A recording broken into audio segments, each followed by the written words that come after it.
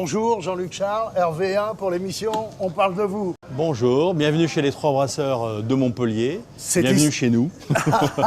Bienvenue chez vous. Vous êtes installé ici depuis combien de temps, monsieur Gautron? Alors nous avons ouvert en juillet 2004 cet établissement. Voilà. Après, le groupe, lui, est beaucoup plus ancien. Hein. Il est né il y a un peu plus d'une trentaine d'années à Lille, dans le Nord. La bière, qui est la reine mère de votre établissement, hein, vous la brassez où, cette bière, monsieur Alors, Gautron? elle est brassée, c'est un petit peu la particularité du concept.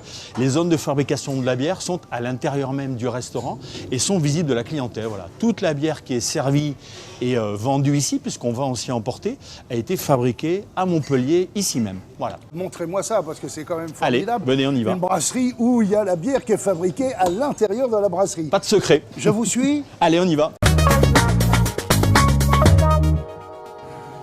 Dites-moi, monsieur Gautron, alors nous sommes où, là, ici? Alors ça, on va dire qu'on est dans la nurserie, c'est là que la bière va naître en fait, voilà. Mais comment vous faites? Parce qu'il y a plusieurs sortes de bières chez vous. Alors voilà, le principe de la fabrication de la bière, c'est un peu comme une recette de cuisine. En fonction des orges que l'on va utiliser, de leur origine, de leur taux de torréfaction, puisqu'ils sont torréfiés. Plus ça va être torréfié, plus ça va être foncé, donc plus on va avoir une pigmentation au niveau de la bière.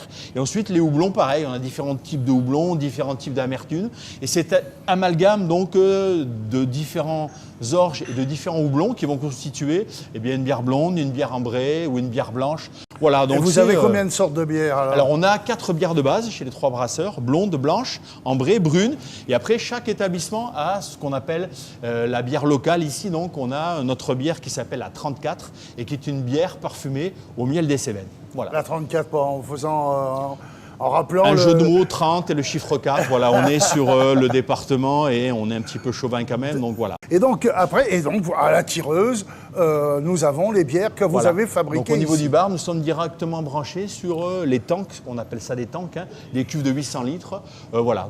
Donc vous n'avez pas de fût, donc c'est direct. On a les fûts, mais uniquement pour la location de tireuses à bière et les gens qui veulent exporter, qui veulent, je dirais, récupérer la bière chez eux à leur domicile. Voilà, ça et de cette location de tireuses à bière, c'est quoi ça? Alors, c'est un principe très simple où on va proposer aux clients qui veulent avoir leur bière chez nous pour un événement familial ou autre, une machine très simple avec juste une alimentation électrique qui va leur permettre d'avoir chez eux, le temps qu'ils la laisseront brancher, notre bière sous forme de fût de 30 litres, un petit peu comme dans les bars, sauf que c'est à la maison et voilà.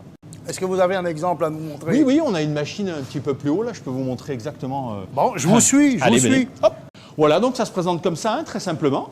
Donc là, on ne voit pas la machinerie qui est derrière, donc le fût est posé là, et c'est branché. Il y a une bouteille de gaz, bien évidemment, hein, de CO2 pour pousser la bière. Et après, voilà, on tire comme ça et c'est tout. Il suffit de le brancher, le refroidissement se fait. Voilà, vous avez la bière à la maison. Et ça marche très très fort. Quand on a ouvert en 2004, on avait une machine, on en a une vingtaine aujourd'hui. On sort donc de la dorserie, là nous sommes à la boutique. Je m'aperçois qu'il y a beaucoup de bières dont on n'a pas parlé tout à l'heure. Oui, il y en a quelques-unes dont on n'a pas parlé tout à l'heure.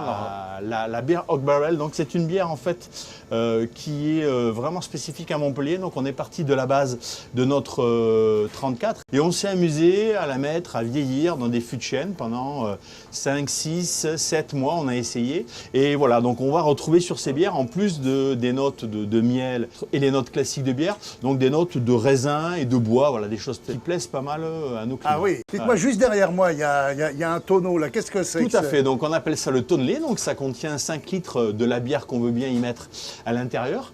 Et la particularité, c'est que c'est un concept complètement autonome. Donc une fois que ce tonnelet a été donc rempli, vous l'emmenez chez vous, vous le mettez au frigo, c'est la seule chose que ça ne fait pas tout seul, le refroidissement. Et après, il y a du gaz à l'intérieur, donc on attrape le tonnelet, hop.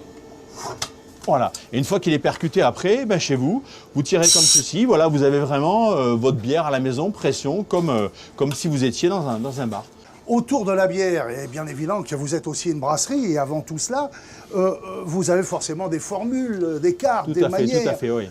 Alors, l'inspiration au niveau de la restauration, donc elle vient bien évidemment de la région d'origine, hein, du Nord, avec des spécialités vraiment de la région lilloise. Du Nord de la France. Voilà, du Nord de la France, le potch-levetch, le welsh, la carbonate flamande. On a une grosse partie de nos spécialités qui vient, elle, un petit peu plus de l'Est, hein, puisque tout ce qui est choucroute et flamme-cuche, donc, constitue une part vraiment importante importante dans notre carte. Et après, pour le reste, on est sur des plats classiques comme les os à moelle, le jarret braisé. Et on a, nous, une spécificité ici qui sont les tapas du ch'ti. Donc, on est sur des petites quantités, des choses qui se dégustent avec les doigts pour la plupart et qu'on va manger autour d'une bonne bière. Voilà, on a l'esprit un peu... Vous appelez ça comment, les tapas du ch'ti? Les tapas du ch'ti, voilà. Ça, c'est vraiment une invention complètement montpelliéraine. Ici, Tout à fait. vous. Voilà. Ah, ça, vous l'aurez pas dans d'accord. les autres restaurants de Trois-Brasseries. Comme la bière du 34. Voilà, ça c'est la pareil, ça spécificité. c'est vraiment ici. Ça c'est notre marque de Vous êtes fabrique. ouvert quoi, 7 jours sur 7? Alors nous on est ouvert 7 sur 7, 11h30, 1h du matin pour la partie bar. Et après on prend je dirais les commandes jusque 23h30 en début de semaine et ça peut aller jusqu'à minuit et demi le samedi soir. Voilà. Monsieur Gautron, suivant la formule consacrée de l'émission et ô combien célèbre, avez-vous quelque chose que vous aimeriez ajouter? On peut parler, à mon avis, de la Gazette, hein, qui est notre support de communication et aussi de prise de commande, puisque ça sert de carte à nos clients.